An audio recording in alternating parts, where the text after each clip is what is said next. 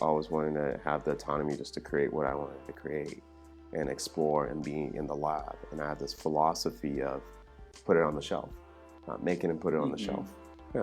Because I think we live in a world where it's all about like, I'm making it, hey world, I'm making it, here it is, and like in all the forms, and like see it and look at it and take it, you know. And first I'm like, I'm just curious and I'm happy to make it and put it on the shelf and let it be inspiration for me.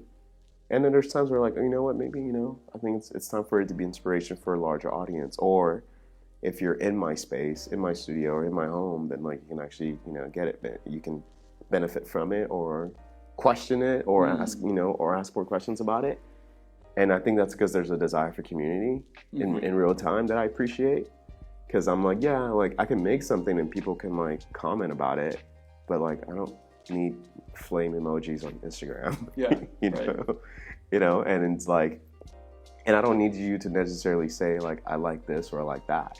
I need you to actually ask more questions, and that to me feels like a more really genuine way of connecting to where we're getting to understand each other and where we're coming from, right? Like, why did you choose this fabric?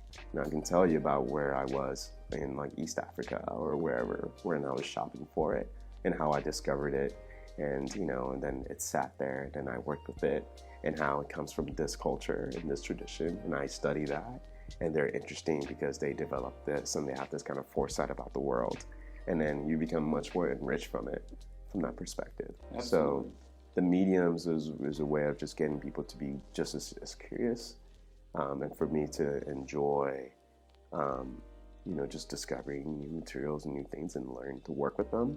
And I think the other thing is like, to this show, all of this are scraps from previous other projects, right? There might be commercial projects or whatever, where you're cutting a bunch of things over and over and over again, and it's pre-planned, right? Like, we're gonna build a box, you know, we're gonna build a bench, right? It's pre-planned, and you find yourself with these offcuts that are like, you know, irregular and odd or whatever, but to be able to reimagine them, this is how the world actually really is. This is how the world exists for most people. It's them reimagining the things that they have in front of them, you know.